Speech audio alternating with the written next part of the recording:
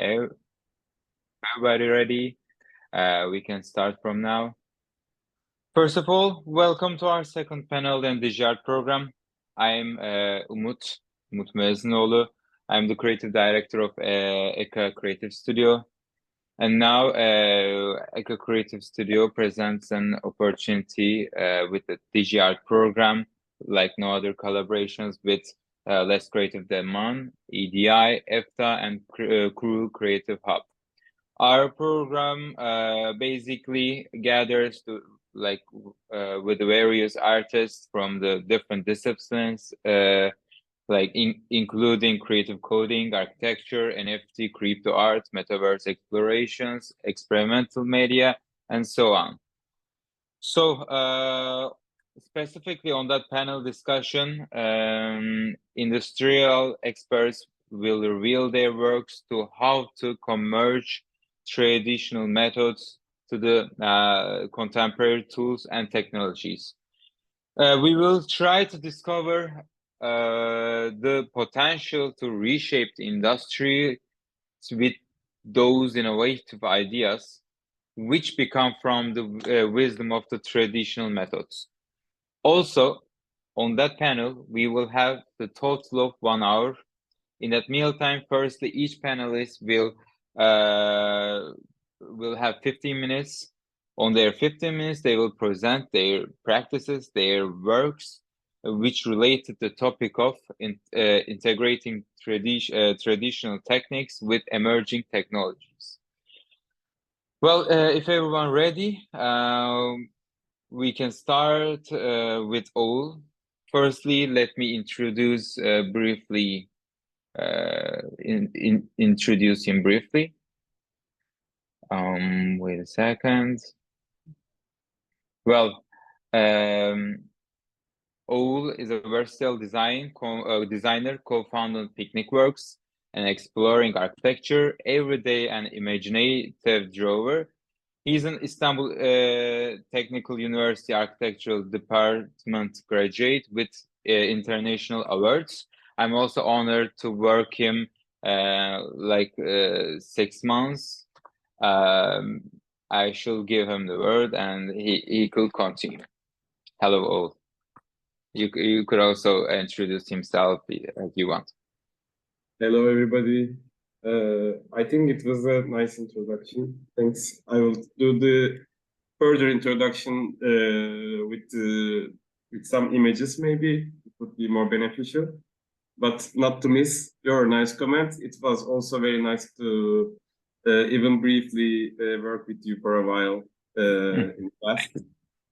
So without no further ado, I will share my screen and try to make this 15-minute rule happen as much as I can. Okay.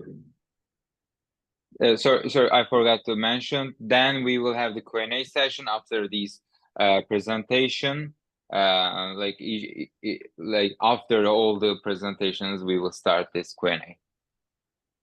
So okay.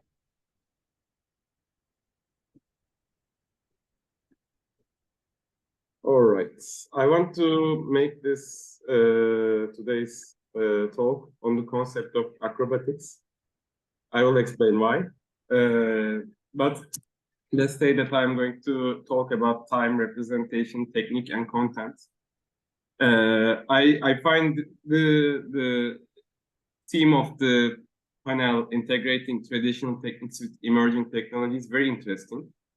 On the other hand, I don't see emerging technologies only as means of newly developed production methods or digital methods, more like something that emerges and changes the way we live, also our everyday life, and naturally changes how we design, how we look at design problems, etc. So Umut introduced me. I am an architectural designer, and I find myself doing some irregular research projects from time to time. And I'm also co-founder of Picnic Works and founder of research discipline called Detectives of Everyday Life.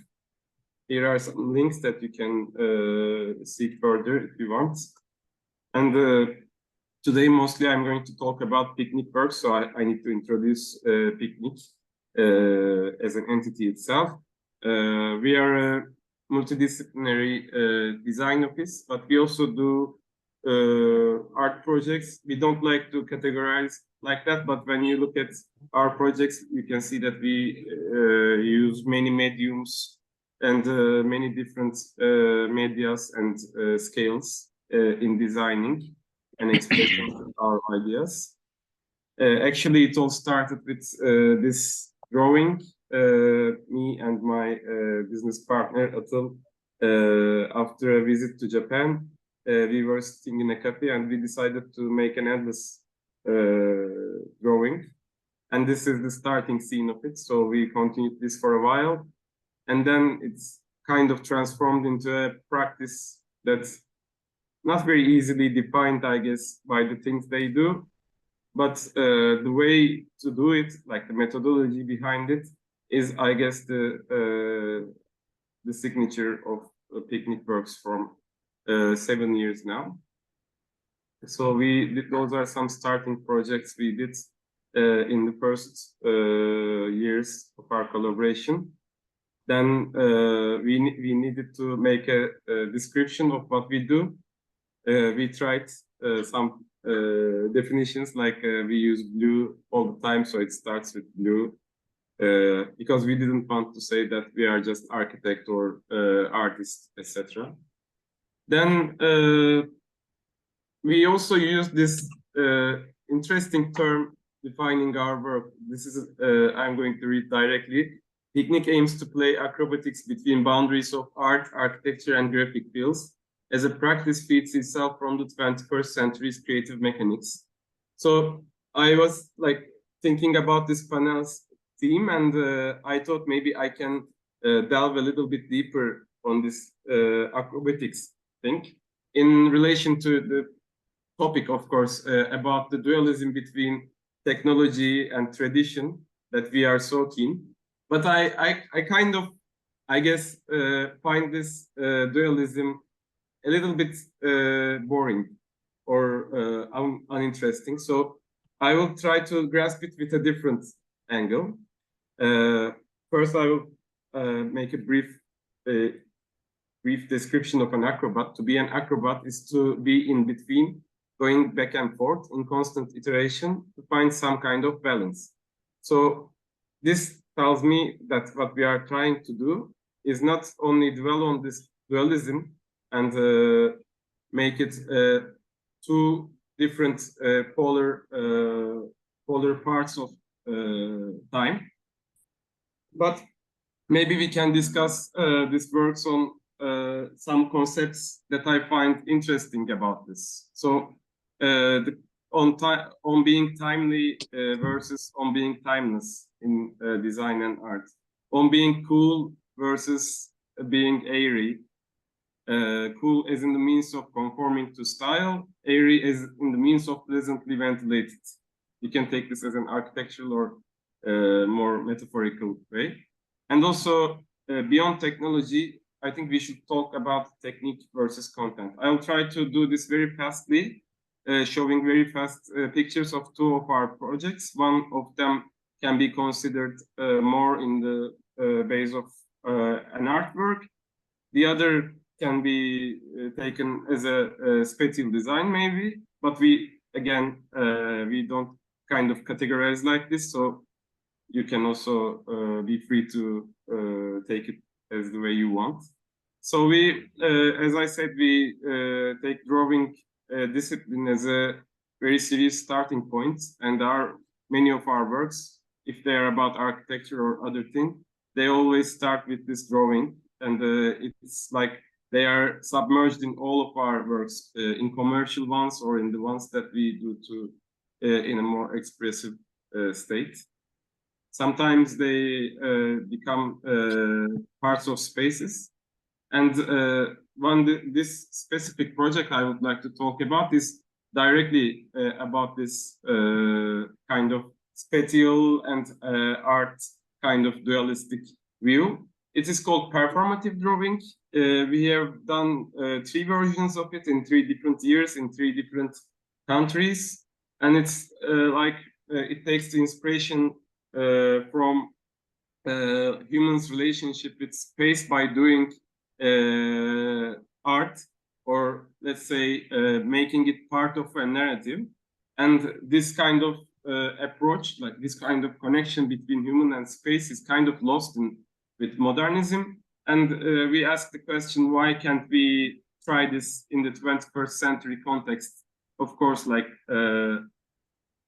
maybe not at the same narrative level, but can we tell stories of our own century while finding a way to engage with space and create space by this narrative transforming the experience. So it started with these ideas, and the first one we did was in a chapel.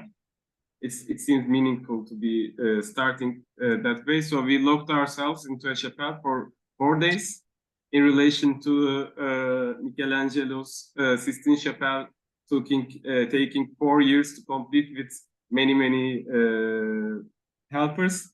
Only 2 of us were, we locked ourselves in this church, and we started drawing on the walls. Sometimes contemplating on the traditional meanings of art history, but also trying to say something about today's life, how it changes with social media technology, and what happens to us maybe is the basic meaning of this narrative. It's also filled with some metaphors about literary history, and some like very known art pieces like this one from Sistine Chapel. I don't know if the picture shows it clearly here, but we did this selfie-taking God with all the prophets behind him in relevance to that. So we had the chance to continue this project, exploring new ideas every time we do it. This is the one in Stockholm. I'm not going to delve deep into those, just to show pictures, and maybe the questionnaire might develop this conversation. So in this one, we locked ourselves into last case in a very busy street in Stockholm. This time people were watching. And it was about how our cities evolve, what is our everyday life, how it's changing with technology and social media, etc. So it's always about that. Also, the last one we did last year was in the Jerusalem Design Week. This time we were in this very old building, given a nice room. And a lot of visitors, like 4,000 visitors visited while we were painting this. And we kind of started with the carp, like the traditional ceramics on the floor, to make a connection, seamless between space and art. And then these traditional tiles kind of needed, maybe subconsciously, a carpet on them. So then we started drawing a carpet. And then it became a TikTok carpet in which we watch real-time live TikTok stream, and asking people questions there, and making this carpet with their portraits and sayings. It's something like that. Of course, I'm not going to delve into each details, but this project is kind of like that. And I will briefly talk about how we also relate with everyday life, and like how we transform our approach to space with that. This Detectives of Everyday Life is a practice that tries to find information in our everyday life that we normally overlook or find uninteresting or unimportant. But I think this discipline thinks that it is the most important thing. So this is one work we did in the pandemic with 30 participants. Each participant tried to understand how their life in their house is changing during the pandemic. And these are some other works. And these are some recent works that we are doing. And the next project I will talk about briefly is this.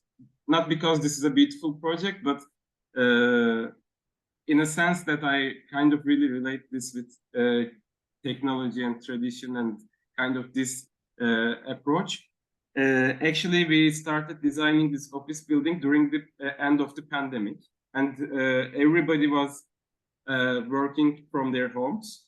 So at some point with the client, we decided that nobody will want to come back to office directly, or at least not coming back to the regular office that they like broke up with during the pandemic. So we decided to do some hybridized space that also looks like a house, but at the same time an office, and also looks like and feels like nothing else that they have seen before. So it's kind of we wanted the space to have this element of being some kind of alien inside of it, to give this message to the people, to the workers of the office, that a new era is starting now and nothing will be the same. So we decided to do this kind of mega furniture kind of thing called Mountain, that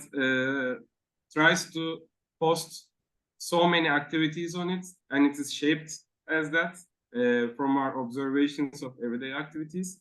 And we put this in the middle of the office, like this giant 6 to 6 meter couch like thing that probably people have never seen something like this before in an office context like this. So it was very interesting to both build and watch this evolve, because like in the first times it was very like we aimed was very alienating for people. Nobody was going to sit on it or spend time on it. But in time, like we had the chance to observe this, and it became like the focus point of the office, creating its own activities. Like they have done lectures, cinema nights, showroom nights, and so many social activities, parties, etc. on this.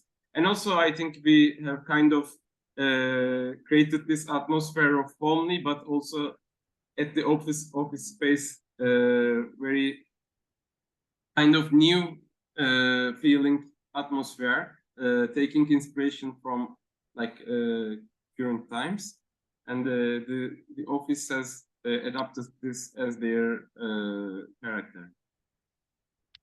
I will talk no more about this, but I urge you to look at our other projects where we try to develop all these concepts in each of them, both in architecture and graphic fields. And my 15 minutes is done, the timer I set for myself. So please feel free to check our work. I want to end with 10-second small concept I really like, and maybe can develop this discussion a little bit further. So this is Latin for kind of, I don't know the English description, I didn't think about it, but it might be translated as everybody has their own ways of operating in the world. And I think also in the design and art world. So I want to end with this as an inspiration for everybody, because since I heard this term, it always was inspiration behind all this work. So thank you for attention. I'm eager to listen to other panelists now. Thank you all. Well, to sum up, as I understood, you basically saying that picnic is, and you also basically convert the traditional way of medium of doing art to more contemporary way by adding some everyday life stories, the stories from and narrative from 21st century. Like I said, also about the architecture way of picnic. It's very interesting that you're taking also so serious to how to give life to the renders and the also digital medium of the architecture itself. While I see your renders and the digital stuff, I can see through the life itself emerging on the visuals, like the activity, yeah, like I said. Yeah, thanks for the And comments. okay, we can continue maybe with Ebrar. Ebrar, are you here? I can. Okay, I can briefly introduce you. Ebrar, a Turkish architect and designer in Vienna, holds and mark of for Studio Greglin at the Angewandte, if I pronounce right, I don't know. She works at Lava and founded AI architecture studio, gaining the recognition through global exhibitions. Also, I'm pretty sure that you will love her the way of working about converging AI with the architecture itself. So maybe you can share our presentation with us. Thank you for the introduction and thank you for organizing this event. I'll just share my screen. Can you see it? Okay. So as you introduced, I am an architectural designer from Turkey. I finished my bachelor's from Izmir, Turkey, then moved to Vienna for my master's studies. And then I graduated on February from the Greglin studio.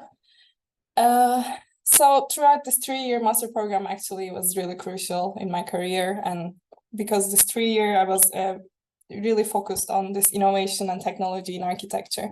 And I was thinking about innovation and technology, how they could be applicable into our field. 1 second.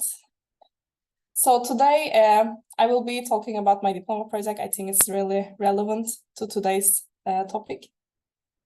It's text architecture. So as we all know, architecture is a discipline that is constantly evolving.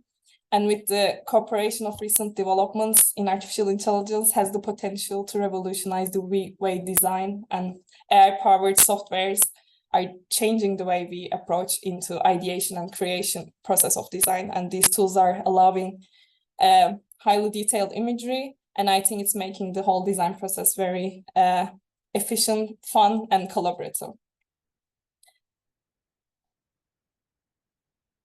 So sketching has been a fundamental part of architectural design practice and allows our designers to test, learn, and explore various ideas before committing to a final design. However, with the advent of linguistic-based diffusion models, language is increasingly positioning itself. It's a central mode of representation. And these models train with massive data sets of text-to-image pairs and give designers access to a vast pool of sorted data, enable them to work with language and images in a synthetic way. So with the integration of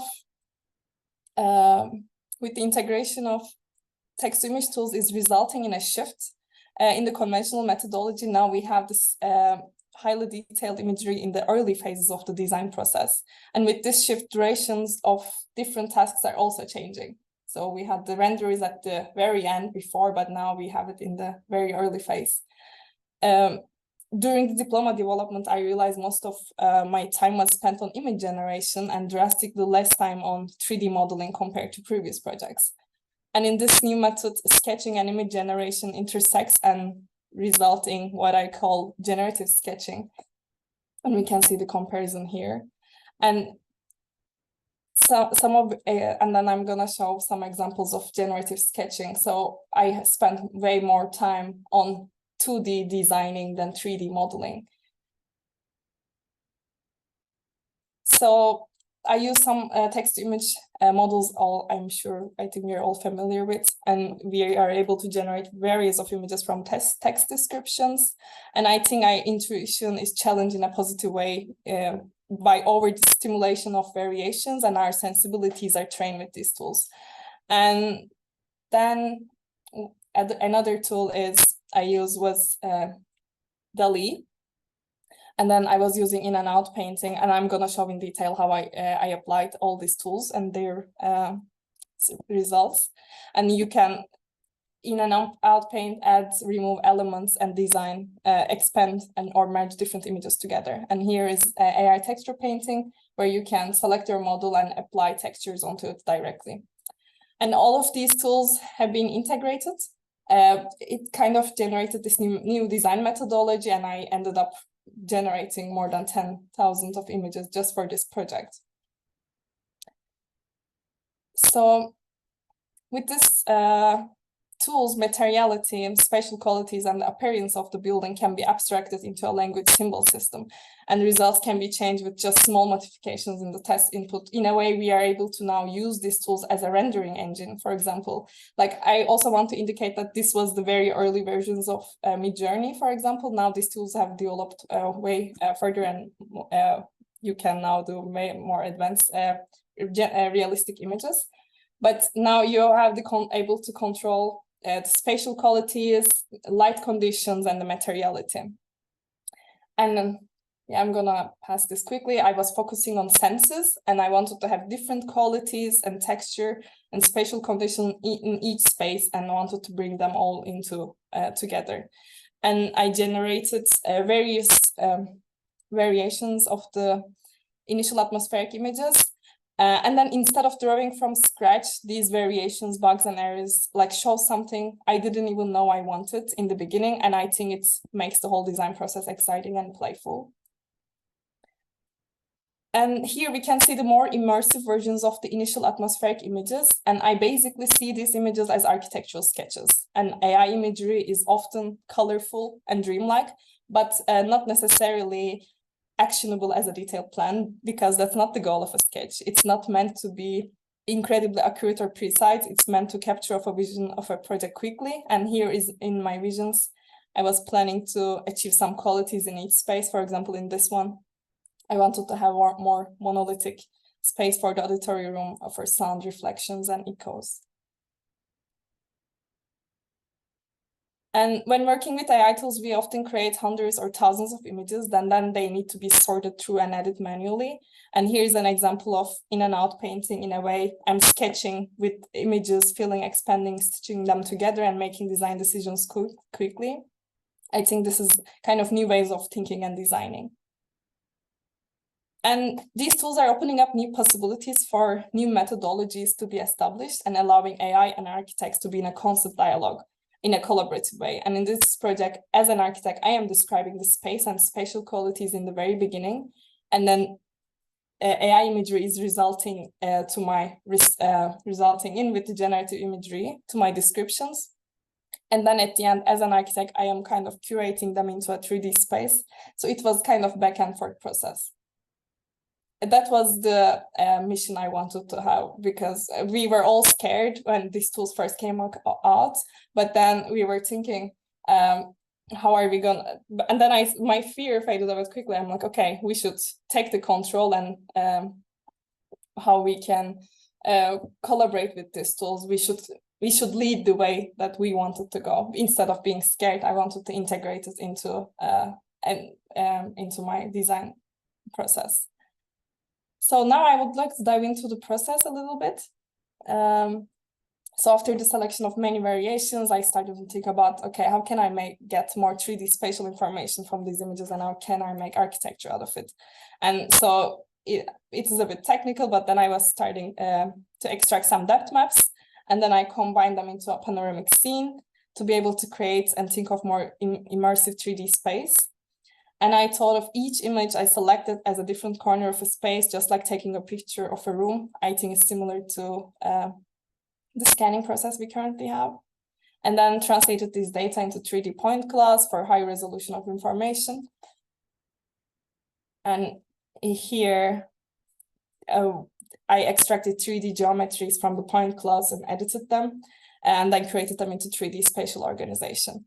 Like, I call this AI as an assistant of mine, and it constantly challenged me to think about spatial materiality and lighting conditions in a different way.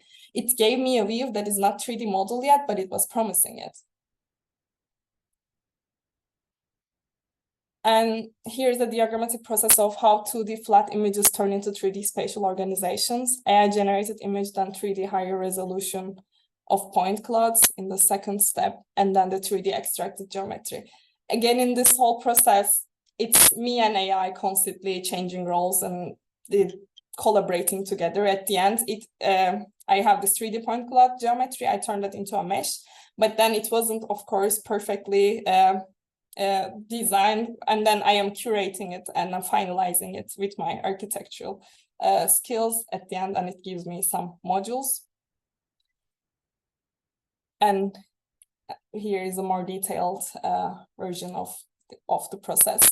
And now I'm here thinking of those things in 3D dimensions in a way that is an AI tool cannot do just yet. And that's something I can do and it cannot. That's now me doing it constantly using AI tools for feedback, texturing, lighting, etc. And then I extracted 3D geometries here. So you can see how many images created one space, and then I started with a panoramic image, but then of course to be able to have more meaningful and spatial space, I needed to position them correctly, and here we can see it in more detail. So now I would like to show some comparisons. On the left side, you're gonna see AI-generated image, and on the right side, it's gonna be 3D rendered and modeled result from me. So on the left, this is the AI-generated initial image. And then on the right, it's my response to that. I would like to say it's not a competition with AI. This is to show how imagination is transported. And images match up in quality, but one is a real space that has depth, organization, and architecture to it. And the other one is nothing else than just inspirational images, just an architectural sketch, as we may call.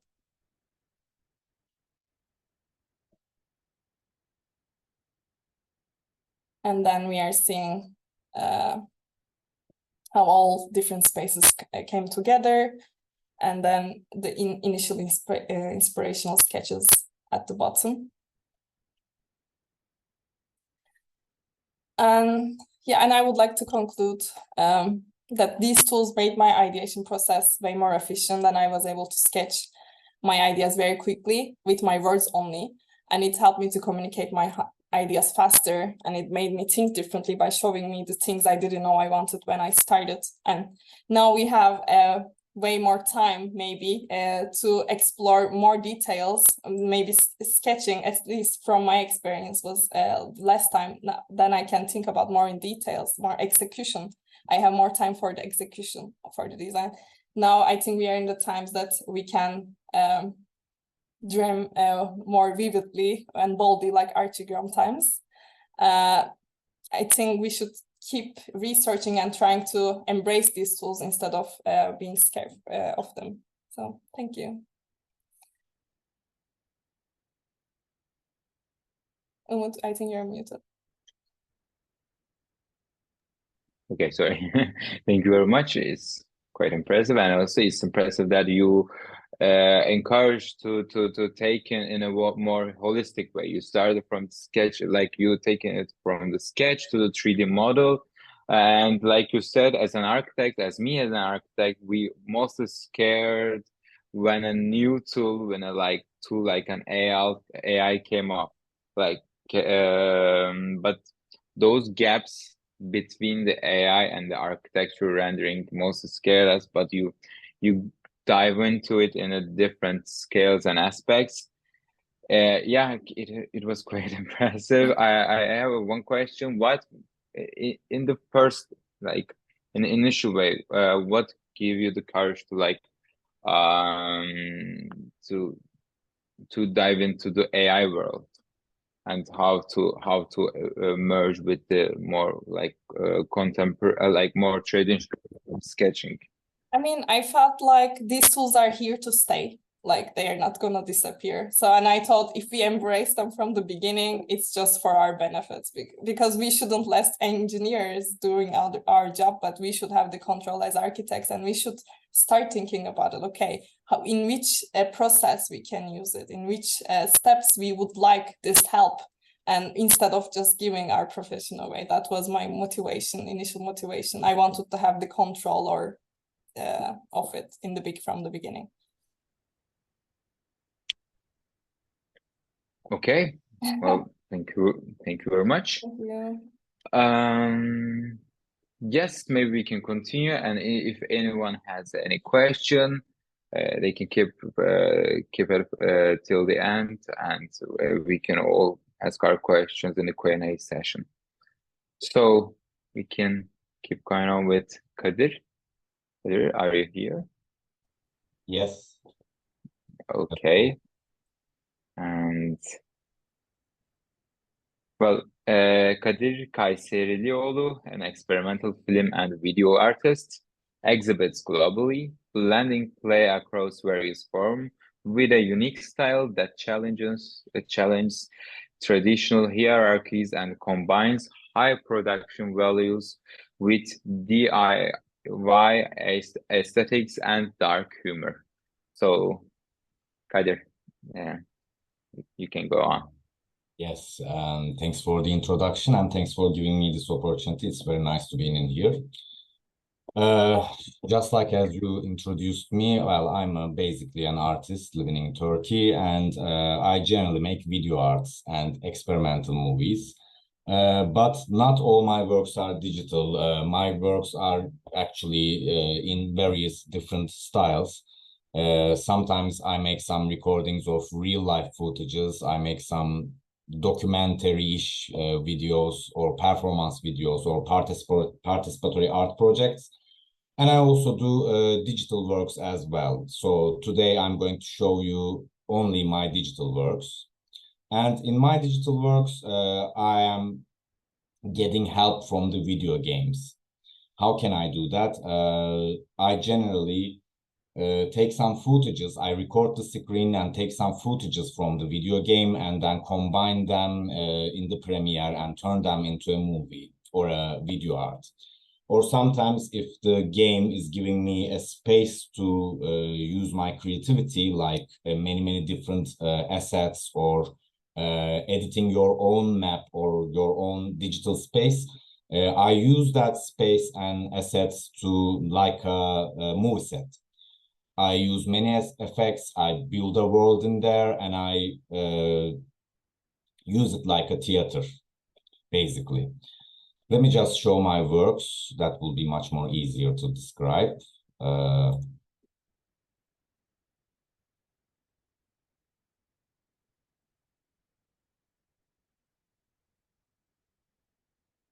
you see it? Okay. Yes. Okay. Yeah. We can begin with my earliest works when I was experimenting on video games very primitively. I can show you my first work, which is called Landscapes. I made in 2017. This is the photograph from the exhibition itself, the installation photo. It was installed in Central Istanbul, and the video was that. I made this by using the game of Age of Empires. I don't know if you ever heard it. It's kind of an old game from 90s. In the game, basically you do is build an empire from the zero. First, you're a small tribe, and then you have to go fishing, and then you have to do farming, and then make some houses, and then you need to raise an army, and slowly, by the progress, you become an empire, and then you have to destroy your enemies, the other empires. So basically the game is about colonizing, actually. But instead of playing the game with this way, I wanted to play this game without its rules. You can consider it like maybe not playing the game when still you're inside the game. So instead of playing like that, the game gives you a map or editor where you can build your own map, building the objects, the architectural designs, and the landscapes, basically. And with this way, actually, you can make some surreal landscapes as well. And I made a scene in here like this. Many fishes are on the sea and there's a pyramid over there. And for me, these were some experimenting stuff on the game while you were not playing by its rules. And this is another screenshot from the game. Looks like a temple, but it's not. It's something weird. I was trying some surrealistic landscapes by this instead of the rational side of the game. It's another installation photo. And with the same game, I tried something else. It is the Age of Empires again. Just like as I mentioned, you have to start from the zero and you have to stay where you are. You have to go farming, fishing, and that kind of stuff. And you have to expand your territory. You have to get bigger and bigger. You have to build a country, basically. Instead of doing that, I wanted to make the tribes walk like they are nomads, like they are walking constantly. They are not going to be stabilized. They're not going to be constant. They're not going to stay somewhere and say, okay, this land is mine. I'm going to make it bigger. I wanted to make them walk just like they are nomadic people in the old times. Yeah, it's a video where you can only see that these people are, instead of working in the place, working with animals, they are just walking with the animals. And when you cross the border of the map, the video finishes, like they are still on the road. Yeah, these were my first experiments with video games. And in 2018, I wanted to try something else with a program, which was not a video game, but the aesthetics of the program was really looking like the video games from the beginning of 2000s era, the beginning of the millennium. You know, that the graphics were so low and raw in that time, and that kind of weird aesthetic was always interesting me. So that's why I wanted to use that program. It's called iClone. iClone is kind of a program where you can basically shoot your own videos, movies digitally. Actually, it's a program designed to make some performative presentations, but I wanted to use it for art, basically. That's the installation photo, and let me show you some screenshots. There were 4 people in here. One of them, this guy, is me. And the other 2 persons are from my classmates when I was in the University of Marmara. And this person was our teacher. I take their personal identity photographs and turn them into the software, and the software make their 3D faces. And I was animating them, and then we record a session, only an audible session.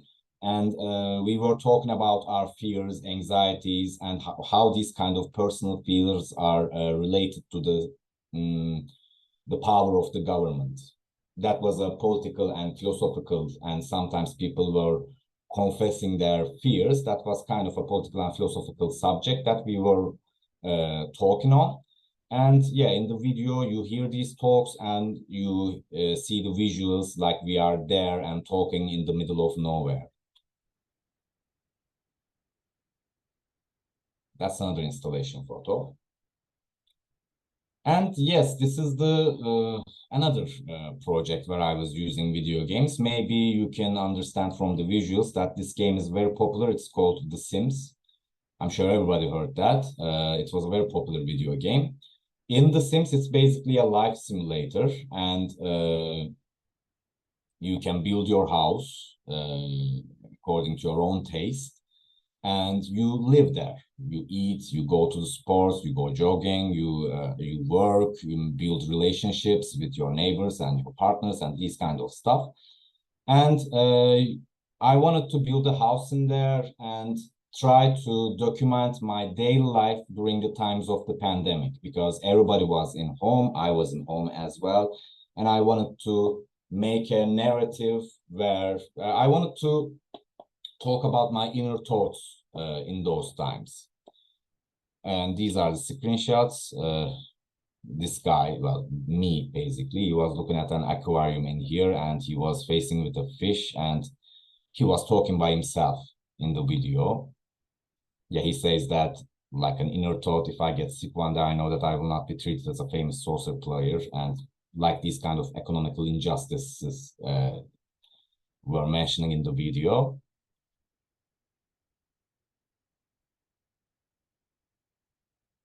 Yeah, this is basically it. And it's called, sorry, I forgot to tell the name of the video. It's called My Haunted House. And 2021, I shoot a film, a full-length film, and it was called The Past is an Alien Planet. I used the game Far Cry in here. It's an FPS game, an action game, basically. But the game has a map editor inside where you can build a landscape, and there are many assets in here, like houses, like any object you can imagine. And using them objects, placing them wherever you want, you can build a map, you can build an environment. So I built an island in there, which is kind of a dystopic island. This is the installation photo. It was displayed in the gallery The Pill in Istanbul. And I wanted to build some sands in the gallery space. Here you can see the video from the projection, and I wanted to use these sands like the sands in the island, like they're approaching to you. And yeah, this is a screenshot from the video. It's a weird place. I want to design a weird place in here. Like there's a mammoth skeleton, and also there's the wreck of an helicopter in here. So it's timeless. All timescapes are merged in one. Like there's the past, and there's the current state of the time, and there's the future maybe. So the game was giving me this opportunity to design a very weird and surreal landscape. So I wanted to use that as the main focus, the main visual of the film. And in the film, yeah, there were some animals and objects, and I was always talking about from a TV, like my recording is coming from the past, maybe. It was also containing real life footages as well, but most of the time the movie takes place in this digital island. And yeah, some surreal scenes are happening in the video as well. This is one of them. And this is a scene from the beach. For me, it's the traditional part of this kind of work for me is based on an idea of the collage. You know that the artists were using collage and ready-made objects for a very long time. When Marcel Duchamp was first exhibited his urinal bathtub, it was kind of groundbreaking thing in the artwork, because it was a ready-made object, and the people were responding like, you didn't do this, you didn't make this, it's a ready-made thing, so it's not your work. There was a prejudice in here. But it's kind of old right now, so we can consider using the ready-made objects is kind of a traditional thing as well. So for me, where the traditional side and emerging technologies are crossing, the game is a ready-made object. I'm collaging them. I'm using them from my own will, my own taste, and I am using digital objects in here, like the ready-made objects in the video games. For me, this is the part where tradition and contemporary techniques are mixing together. Yes, another installation photo. And then last year, I did another work, and I used the game called Flowscape. Flowscape, it's a weird game. There is no competition or anything attractive or joyous in there. You just design a map in the game. There are many assets of natural objects like trees and grass and animals. And I wanted to design, it's a game to design to make you relax, actually. Build your own peaceful habitat and get relaxed. And I wanted to use it for my own will, and I wanted to make a chaotic, very weird-looking garden in the space where many animals and objects are together. And in the video, there's two people playing the game of question and answer.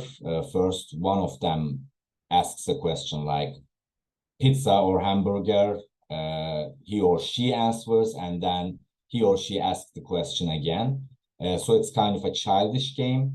You hear the conversation between them. Sometimes they make talking about the end of the world, death, and all kind of stuff, how civilizations are falling and how new things are emerging. You hear the conversations between them, and the camera moves around the garden, basically.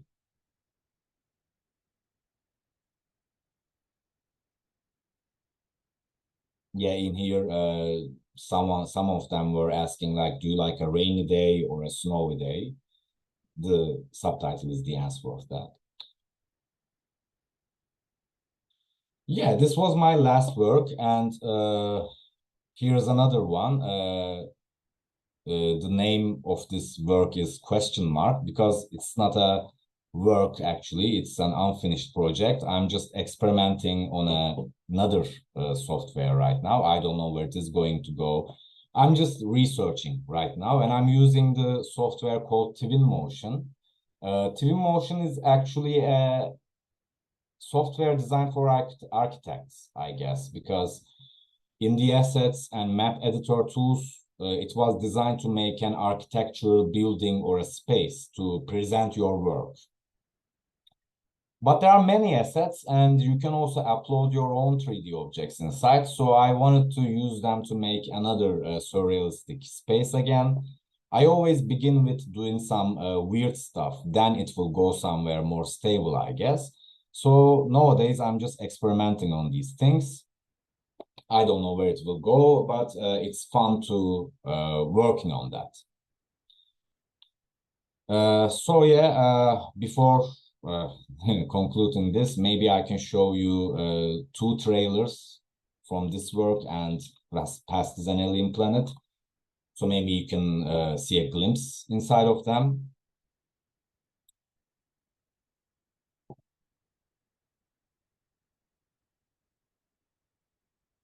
First, I will show you the Past is an Alien Planet.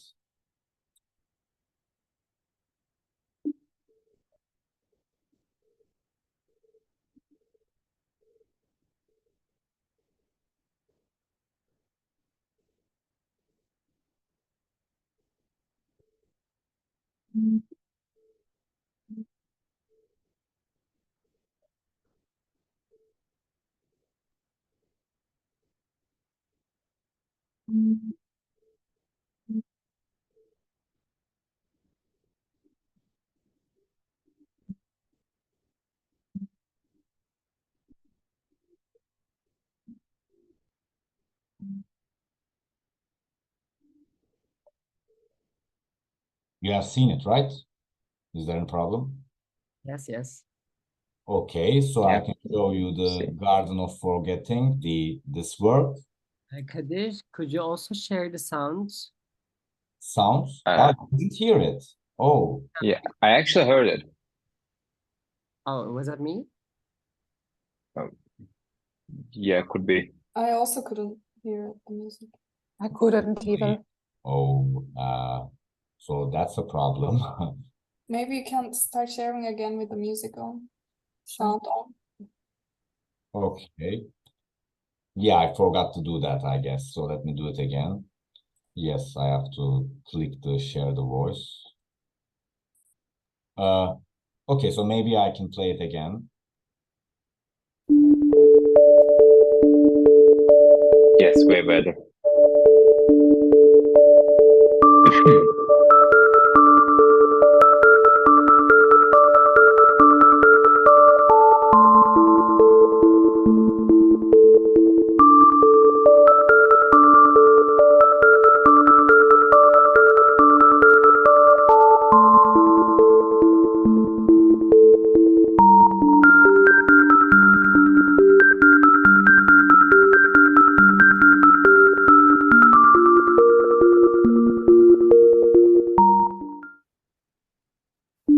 Okay, and this is the last work I did, the trailer of the last work.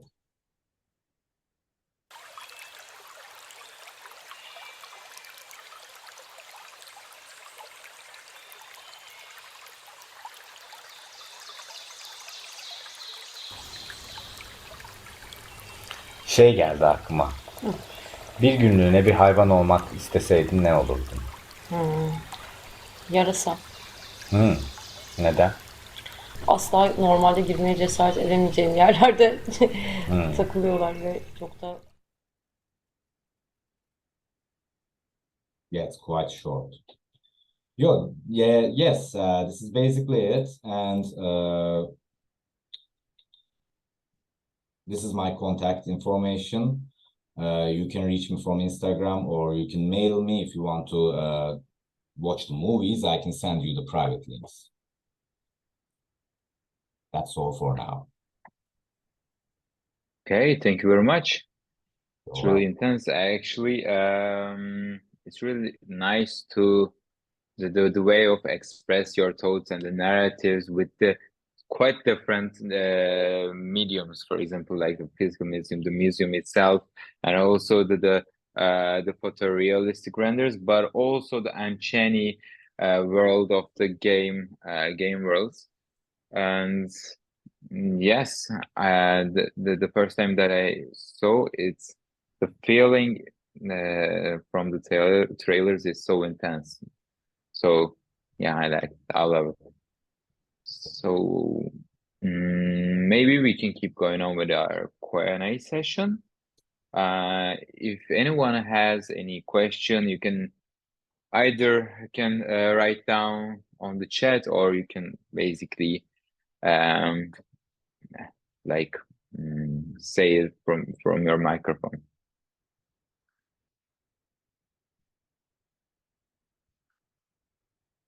Both can possible, but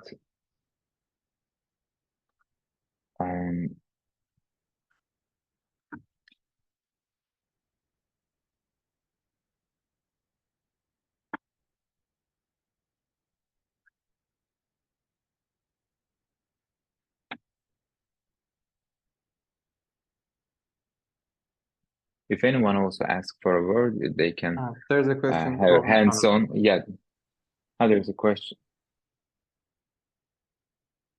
What were you saying, Kaya? It's me here. Okay, sorry. No worries. Yeah. Okay, first of all, great presentations. Everything was so interesting. I have a question for Oğul. I hope I pronounce your name right. I am super curious. I loved all the presentation and the way I also do mural work, and I study interior design, and then I compared traditional art because I study traditional art as well into interior design. And I was very curious, I guess more curiosity than a question. How do you prepare to start your projects? When you have a space already existing, you do sketches and then you go to the space and you paint it directly, or you like project it with projectors? How is this process going for you? Thank you for the question and comments. Well, actually, we just go to the space and start drawing, however anxious we feel, because we kind of believe that this performative aspect of this work, of course, like it ends up like a mural, but the way of doing it, like we lock ourselves to this space and we work for in the limits of our body and physical wellness, and just starting, and the work emerges with dialogue. But sometimes we do bring some books. Okay. And we just not just to copy something from the book, but to open some discussions when we are stuck, because like we are two people who is drawing on the walls, and we have our one friend who is making the production of the space and also creating while so it's like a also performative creation session. Okay. So she kind of directs us sometimes, or like always opens discussions, etc. So it emerges like that. And you always do it like lifetime? You have people who watch you do it, or sometimes you do it privately?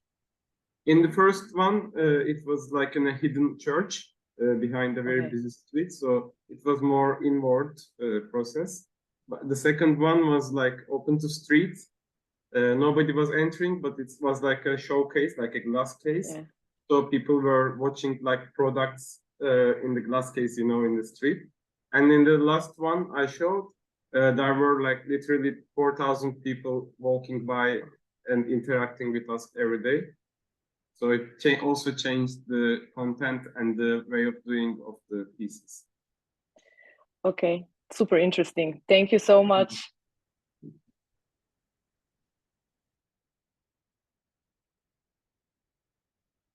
Okay, thank you. Also, we have a question from Melis. And Ebrar, you can see your question. I can also say it like the sketches that you were talking about, where they first made a model program and which one they were. And what was the concept of planning? How you planned the space? She asked.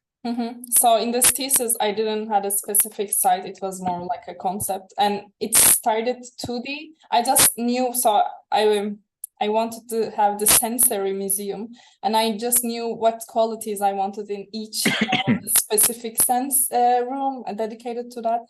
And so I just wanted the qualities and then describe the space, and then according to the images, like with some images, it's shaped in my mind. I liked some beams, columns, and then the deepness of that, how big is the room. So it's kind of developed afterwards, like after I had the image, and then 3D came after. I had everything in my mind with this 2D visuals, and then the 3D came afterwards.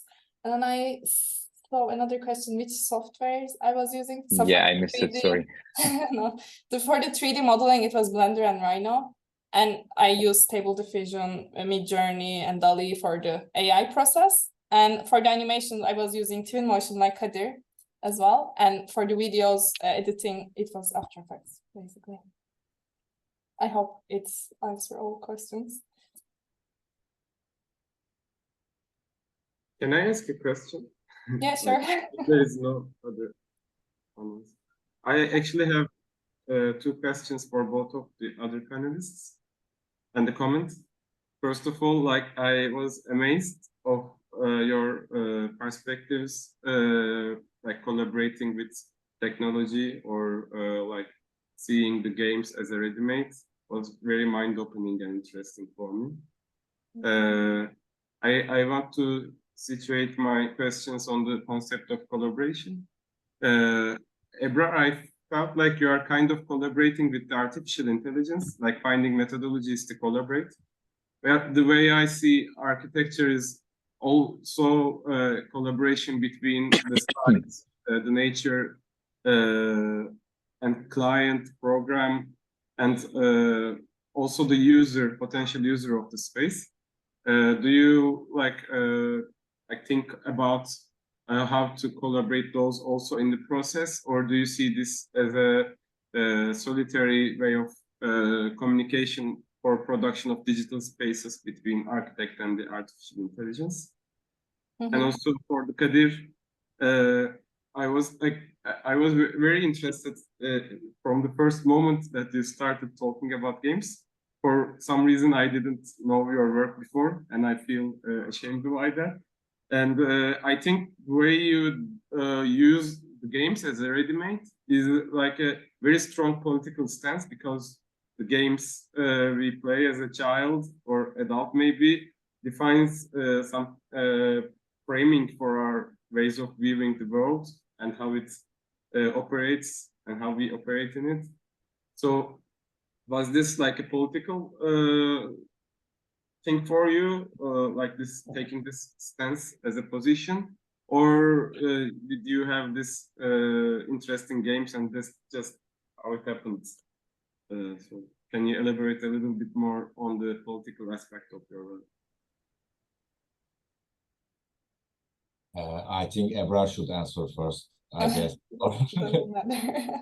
Yeah, it's a great question, and I think I didn't cover that much. But right now we have even more control over our design. For example, as an architect, you don't want to use these AI tools in your sketching process, but you want to sketch, you want to model. Now that's also possible. Like you can sketch and then transfer it into an imagery. Now you can model and you can use just AI on the rendering process.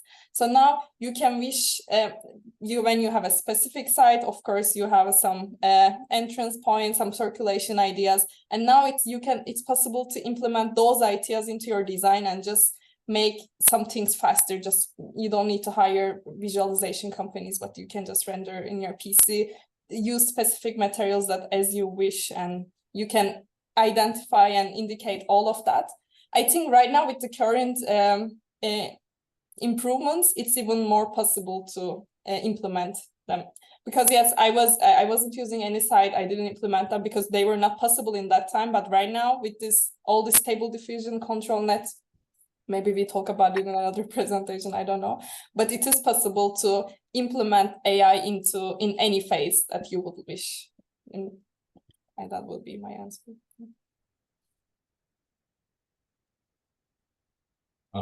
Thanks for the good question, Oğul. I can shortly say yes, it has a political background, not even for me, for the art history as well. First, I think I have to say that I'm interested with video games, but I'm not a gamer.